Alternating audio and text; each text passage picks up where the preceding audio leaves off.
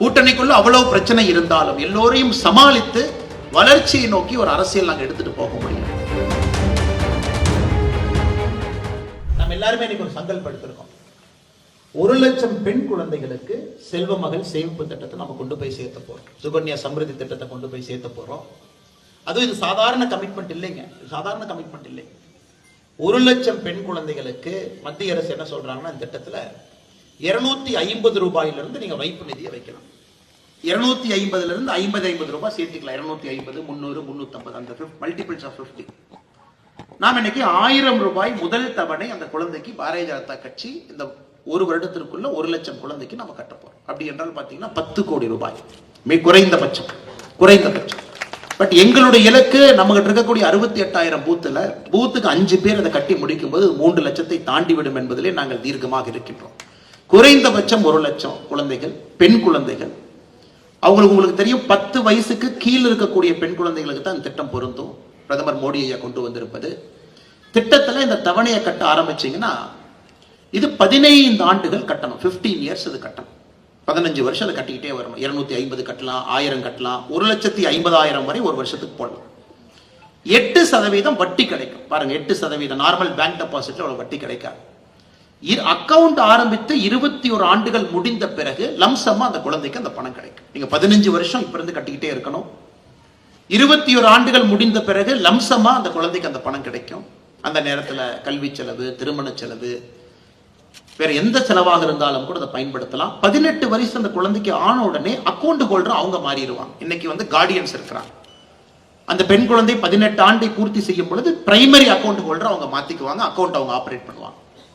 இது பிரதமர் அவர்கள் கொண்டு வந்திருக்கக்கூடிய திட்டத்தை மிகப்பெரிய அளவில் நாம் செய்து கொண்டிருக்கின்றோம். ஆனால் இந்த ஆண்டு அடல் பிகாரி வாஜ்பாய் அவருடைய 100 இந்த ஆண்டுல அதை 1 லட்சம் குழந்தைக்கு குறைந்தபட்சம் எடுத்து செல்ல வேண்டும் என்று இந்த குழு முடிவு செய்து தமிழகத்தில் இருக்கக்கூடிய எல்லா தலைவர்களும் அதை முன்மொழிந்து வழிமொழிந்து நாங்களும் அதில் இறங்குறோம்னு சொல்லி இன்னைக்கு ஆரம்பத்தில் 10 குழந்தைகள், அதை தாண்டி இங்க போஸ்ட் ஆபீஸ்ல இருந்து நம்முடைய சார் எல்லாம் வந்திருக்கிறாங்க. சார் மேடம் எல்லாம் உட்கார்ந்து எல்லாம் ரெஜிஸ்ட்ரேஷன் போயிட்டு இருக்கு. நாங்கள் இதை ஒரு தவமாக, வேள்வியாக நாம் இதை செய்ய வேண்டும் என்பது என்னுடைய அன்பான வேண்டுகோள் உங்களுக்கு. வேள்வியா பட்டி தொட்டி எல்லாம் நாம ஒரு பெண் குழந்தைக்கு இதை நாம் செய்யணும். இது நம்முடைய வேள்வி. இதற்காக நம்ம கட்சியில போஸ்ட் அடிக்கிறத குறைச்சிக்கங்க, பேனர் வைக்கிறத குறைக்கணும்னா தயவு செஞ்சு குறைச்சிக்கங்க. இதர செலவுகள் எல்லாத்தையும் குறைச்சு அந்த செலவு இங்க கொடுங்க. இல்ல ஒருவர் என்னால 1000 ரூபாய் கொடுக்க முடியலன்னு நினைச்சா 5 பேர் ஆளுக்கு 200 ரூபாய் போட்டு ஒரு 1000ஆக 5 பேர் சேர்ந்து அந்த குழந்தை கட்டு. ஏன்னா நாம வாஜ்பாய் அவனுடைய 100 விழாவை கொண்டாடும் பொழுது we are a party with a difference என்பதை தமிழக மக்களுக்கு நாம் உணர்த்த வேண்டும். இது பார்ட்டி வித் டிஃபரன்ஸ். அடிப்படையில இந்த கட்சியில ஒரு வித்தியாசம் எப்பவுமே இருக்கு. வாஜ்பாய் அவனுடைய வாழ்க்கை அதற்கு ஒரு சாட்சி. 1957 தேர்தலில் நம்ம அண்ணன் ஹெச் ராஜா அவர்கள் மிக அற்புதமா சொன்னாங்க. 57 தேர்தலில் 2 இடத்துல நின்னாங்க.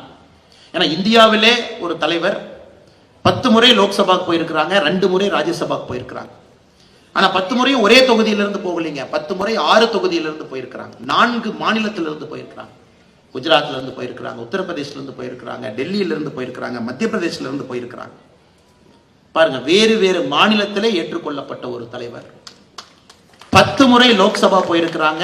6 தொகுதிகளில் இருந்து பல்ராம்பூர், மதுரா, லக்னோ, குவாலியர், புதுடெல்லி, காந்தி நகர். வேறு வேறு இனம், பேசக்கூடிய மொழிகள் வேறு, ஆனாலும் எல்லோரும் ஏற்றுக்கொள்ளப்பட்ட ஒரு தலைவர் அடல் பிகாரி வாஜ்பாய். இந்தியாவில் யாருக்காச்சும் இந்த பெருமை இருக்கான்னு நீங்க சொல்லுங்க. அதனாலதான் சில தலைவர்கள் அவருடைய வாழ்நாள்ல பொலிட்டிக்கல் லீடர் என்கின்ற வார்த்தையிலிருந்து ஸ்டேட்ஸ்மேன் என்கின்ற வார்த்தைக்கு போயிடுறாங்க. அவர் வாழ்கின்ற காலத்துல ஸ்டேட்ஸ்மேன் அப்படின்னு கேட்கிற உலக தலைவர் என்று. இந்தியாவிலிருந்து எல்லோரும் ஒருங்கிணைத்து உள்ளடக்கி எல்லா மக்களாலும் ஏற்றுக்கொள்ளப்பட்ட சில தலைவர்கள் முக்கியமான ஒரு தலைவர் அடல் பிகாரி வாஜ்பாய் அவர்கள். அது அவருடைய பெருமை. வாஜ்பாயை பொறுத்தவரை பீஸ் த்ரூ ஸ்ட்ரென்த் என்கின்ற வார்த்தையில் ரொம்ப தெளிவா இருந்தாங்க. பலத்தின் மூலமாக அமைதி என்பதில் தெளிவா இருந்தாங்க. அதை இன்னைக்கு உலக நாடுகள் எல்லாம் பேசுறாங்க. Peace through strength. நம்முடைய பலத்தை காட்டும் பொழுது மட்டும்தான் நமக்கு அமைதி கிடைக்கும் என்பதில் தெல்ல தெளிவா இருந்தாங்க. அதன் பிறகு நீங்க பார்த்தீங்க அந்த பொருளாதார பிரச்சனை நமக்கு எவ்வளவு வந்துச்சுங்க. 99, 2000, 2001 எல்லாத்தையும் தாண்டி 2004 நம்ம ஆட்சியை ஒப்படைக்கும் பொழுது ஒரு வளரக்கூடிய நாடாக, பொருளாதாரத்திலே மிகவும் முக்கிய ஒரு நாடாக நாம் அதை காங்கிரஸ் கட்சியிட்ட கொடுத்தோம். தொலைநோக்கு பார்வையோடு பணி செய்ய அடல் பிகாரி வாஜ்பாய். இதெல்லாம் ஸ்டேட்ஸ்மேனுக்கான அர்த்தம். ஏதோ வந்தோம், போனோம், செஞ்சோம், ஒரு சோதனையை வெடிச்சுட்டு அடுத்து நான் கிளம்பி போயிட்டோம், அதை வச்சு எலெக்ஷனை ஜெயிச்சோம், யோசிக்கவே இல்லைங்க அவர். அப்படிப்பட்ட ஒரு மனிதரை நாம் எல்லோரும் மனதிலே வைத்து நம்முடைய கட்சி எப்படி வர வேண்டும், நம்முடைய தொண்டர்கள் எல்லோரும் ஒரு சங்கல்பம் எடுத்து இங்கே நின்று கொண்டிருக்கின்றோம் அன்பு சகோதர சகோதரிகள். அது மட்டும் இல்லைங்க, அன்னைக்கு வாஜ்பாய் ஐயா பார்த்தீங்கன்னா நல்லா நம்ம புரிஞ்சுக்கணுங்க. பல்ல கடிச்சுக்கிட்டு அரசியல்ல சகிப்புத்தன்மையோடு பணியாற்றிய தலைவர்களே ஒரு முதன்மையான தலைவர். அவருக்கும் ஆசைதான் நம்ம சித்தாந்தத்துக்கு முரண்பட்டு இருக்கக்கூடிய கூட்டணியோடு நம்ம ஆட்சியில் இருந்தோம். தமிழ்நாட்டில் அடிக்கடி சொல்லி காட்டுவாங்க, நம்முடைய சித்தாந்தத்திற்கு கொஞ்சம் கூட முரண்பாடு இருக்கக்கூடிய ஒரு கட்சி கூட்டணி. ஏன்னா வாஜ்பாய் அவர்களை பொறுத்தவரை தெளிவா இருந்தாருங்க.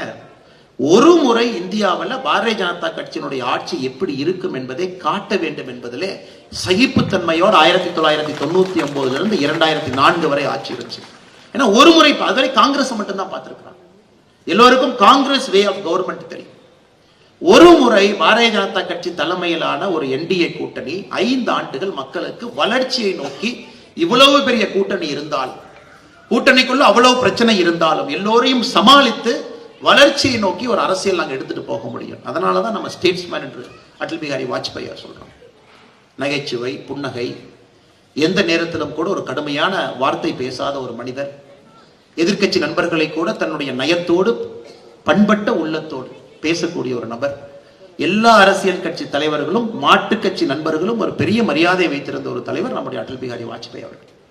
இன்னைக்கு அந்த மனிதருக்காக ஒரே இடத்துல நாம கலந்திருக்கின்றோம். அவருக்காகத்தான் நான் திரும்ப திரும்ப சொல்றேனுங்க. தலைவர்கள் எல்லோரும் சொன்னார்கள், இந்த 1 லட்சம் பெண் குழந்தைகளுக்கு செல்வ மகள் சேமிப்பு திட்டத்தை 1000 ரூபாய் வைப்பு நிதி முதல் தவணை நாம் செலுத்தி இது ஏன் ஆரம்பிக்கணும் அப்படின்னாங்க, அந்த குழந்தைங்க வாஜ்பாய் ஐயாவை நினைச்சுக்குவாங்க. நல்லா நான் வச்சுக்கேன். அந்த குழந்தைகள் எவ்வளவு பெரிய மனிதர்களாக வந்தாலும் அவங்களுக்கு தெரியும் வாஜ்பாய் ஐயாவுடைய பேரில் இந்த கட்சி தொண்டர்கள் வீட்டுக்கு வந்து எனக்கு செஞ்சாங்க. அப்படித்தான் ஒரு தலைவருடைய புகழ் நிரந்தரமாக இருக்க வேண்டும் என்றால் மக்களை நோக்கி நாம் செல்ல வேண்டும். நிச்சயமாக நீங்கள் அதெல்லாம் அதை செய்வீர்கள் என்கின்ற முழு நம்பிக்கை எனக்கு இருக்குது. அதையெல்லாம் தாண்டி அன்பு சொந்தங்களே, இன்னொரு விஷயத்தை பாருங்க. நரேந்திர மோடி அவர்கள் எல்லாவற்றையும் தாண்டி இந்தியாவிற்கு நரேந்திர மோடி என்கின்ற மனிதனை அறிமுகப்படுத்திய பெருமை அடல் பிகாரி வாஜ்பாய் இருக்கு. இதை நரேந்திர மோடி ஐயா பல இடத்துல கோடிட்டு காட்டுறாங்க.